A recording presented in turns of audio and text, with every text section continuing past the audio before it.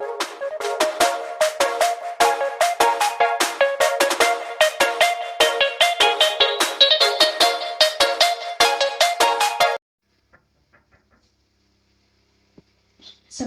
Ibu. Waalaikumsalam, silakan duduk. Baik Bu, terima kasih. Kalau tidak salah, Firda ya? Iya Ibu. Oke, bagaimana kabarnya hari ini, Firda? Alhamdulillah baik Ibu. Alhamdulillah, kalau begitu Ibu senang sekali mendengarnya. Tadi sebelum kesini, Firda di kelas belajar apa? Belajar IPS. IPS ya, kalau tidak salah Ibu Dita ya gurunya? Iya Ibu. Oke, bagaimana pelajarannya Ibu Dita? Bagaimana caranya membawakan materi?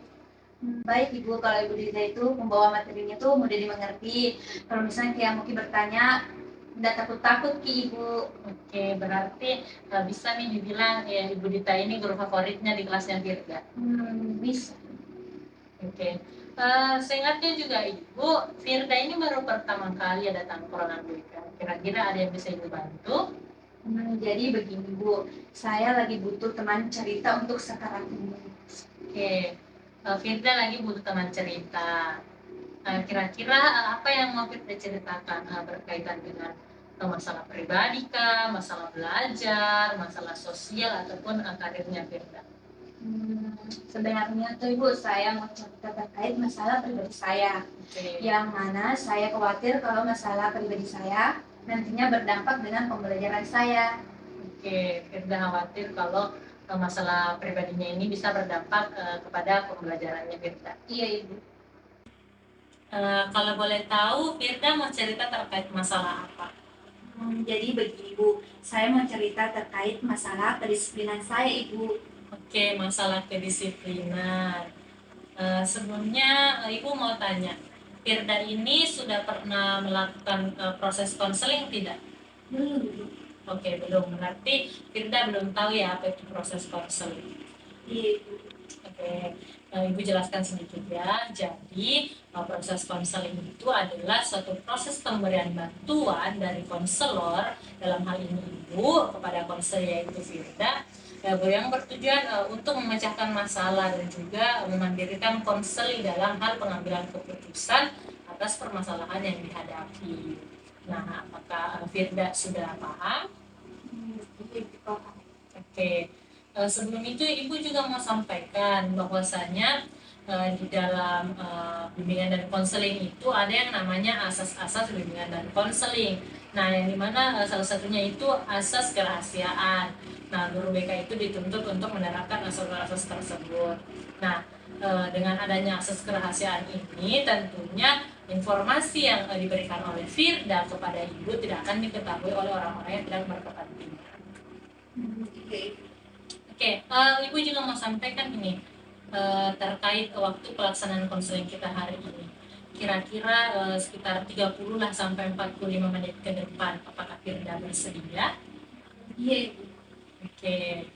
Karena Firda bersedia, maka Ibu harap Firda juga bisa terlibat aktif untuk terbuka juga kepada Ibu dalam menceritakan masalahnya, apapun yang Firda rasakan, dan apa yang menjadi masalahnya Firda saat ini. Baik Ibu. Boleh tidak Firda ceritakan lebih lanjut terkait masalahnya tadi? Jadi Bu, begini, akhir-akhir ini tingkat kedisiplinan saya menurun dari biasanya. Saya sering datang terlambat ke sekolah Ibu. Oke, Firda sering datang terlambat ke sekolah. Kalau boleh tahu apa sih yang menjadi penyebabnya sehingga Firda ini bisa datang terlambat ke sekolah? Jadi Bu, yang membuat saya terlambat datang ke sekolah itu Ibu, karena kalau malamnya saya susah tidur dengan nyenyak Ibu. Oke, Firda kalau malam susah untuk tidur dengan nyenyak. Iya Ibu. Oke, bisa tidak Firda jelaskan sama Ibu apa sih penyebabnya sehingga kalau malam ini Firda tidak bisa tidur dengan nyenyak? Ya Ibu, penyebabnya itu karena saya sering tidur kalau sore. Jadinya kalau malam susah tidur dengan nyenyak.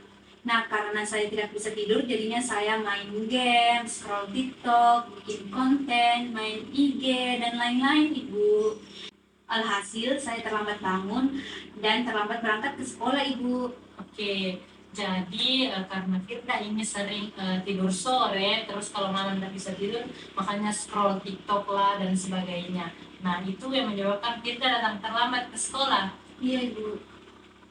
Oke, kalau boleh tahu, Firda masih tinggal dengan orang tua kan? Iya, Ibu. Oke, masih tinggal dengan orang tua. Pernah tidak Firda minta tolong sama orang tuanya, keluarganya di rumah untuk dibangunkan kalau pagi? Tidak, Ibu, karena orang tua saya itu sibuk. Oke, kalau misalkan orang tuanya pagi-pagi ini sibuk. Iya, Ibu.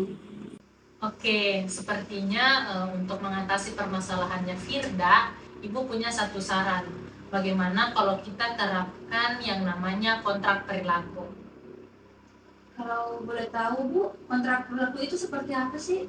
Oke, jadi begini, menjelaskan sedikit ya, karena Firda juga belum tahu. Nah, kontrak perilaku itu adalah sebuah perjanjian antara konselor dan konseli, yang dimana di sini Ibu berperan sebagai konselor dan Firda berperan sebagai konselinya. Nah, tujuannya itu, kita kan sedang membahas perilakunya Firda. Nah, tujuannya itu untuk mengubah perilaku yang dimana Firda ini kan awalnya datang terlambat supaya tidak lagi datang terlambat ke sekolah. Nah, terus juga kalau nantinya Firda berhasil untuk menerapkan kontrak perilakunya, maka Ibu akan berikan sebuah hadiah kepada Firda. Oh, begitu, Bu. Kalau boleh tahu hadiah itu seperti apa sih, Bu? Oke, untuk hadiahnya Ibu masih rahasiakan. Intinya Ibu harap Firda nanti bisa menerapkan kontrak perilaku ini dengan baik. Baik, Ibu. Oke, mungkin Firda bisa baca terlebih dahulu ya kontrak perilaku.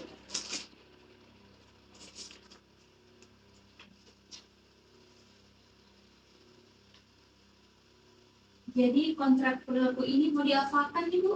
Oke, ini kan ada beberapa opsi. Nah, nantinya Firda bisa isi kira-kira apa yang Firda rasakan. Terus di antara opsi-opsi ini, nah kira-kira opsi mana sih yang kiranya bisa membantu Firda untuk mengubah perilakunya yang datang terlambat tadi. Oh, iya, Ibu. Oke, jadi karena tadi Firda mungkin sudah baca, kira-kira apa sih yang bisa Firda lakukan untuk mengatasi permasalahannya ini supaya Firda tidak lagi datang terlambat ke sekolah. Yang bisa saya lakukan itu, Bu, yang pertama, saya mau atur dulu manajemen waktu saya. Saya bisa coba tahan untuk tidak tidur sore supaya kalau malam itu saya bisa tidur lebih awal dan tidur nyenyak. Terus bisa juga minta sama ibu saya kalau bisa kalau pagi dibangunkan lebih awal supaya saya tidak terlambat lagi datang ke sekolah dan dapat mengikuti pembelajaran dari awal. Oke, nah menurutnya Ibu itu adalah langkah yang sangat bagus. Semoga Firda juga bisa menerapkan langkah-langkah tersebut. Baik, Ibu, akan saya coba. Oke, baik. Mengingat waktu konseling yang telah kita sepakati awal juga hampir habis, jadi Ibu akan mengakhiri proses konseling kita hari ini. Namun sebelum itu Ibu akan memberikan tugas kepada Firda untuk mencatat terkait perkembangan dari langkah-langkah yang telah kita sepakati sebelumnya. Iya, Ibu, baik. Nah, kalau begitu bisa tidak Firda simpulkan bagaimana sih proses konseling kita hari ini? Apa yang bisa Firda peroleh dari konseling kita hari ini? Yang bisa saya simpulkan itu, Bu, yang pertama kurangi tidur di sore hari. Terus minta ibu saya untuk dibangunkan lebih awal supaya saya tidak terlambat lagi datang ke sekolah. Dan yang paling penting, Ibu, bagaimana memanajemenkan waktu itu. Oke, membedakan waktu. Nah, kira-kira bagaimana sih perasaannya Firda setelah mengikuti proses konseling? Tentunya lega dong, Ibu, karena saya sudah bisa menentukan apa yang harus saya lakukan agar tidak lagi datang terlambat ke sekolah. Terus saya juga harus bisa memanajemenkan waktu saya, Ibu. Oke, semangat ya Firda. Semoga apa yang kita lakukan hari ini, proses konseling yang kita lakukan hari ini itu bisa berdampak positif terkhusus bagi Firda. Dan semoga juga kontrak perilakunya ini bisa berjalan dengan lancar. Iya, Ibu, terima kasih. Oke, sama-sama. Kalau begitu Ibu, saya izin pamit. Assalamualaikum Ibu. Waalaikumsalam.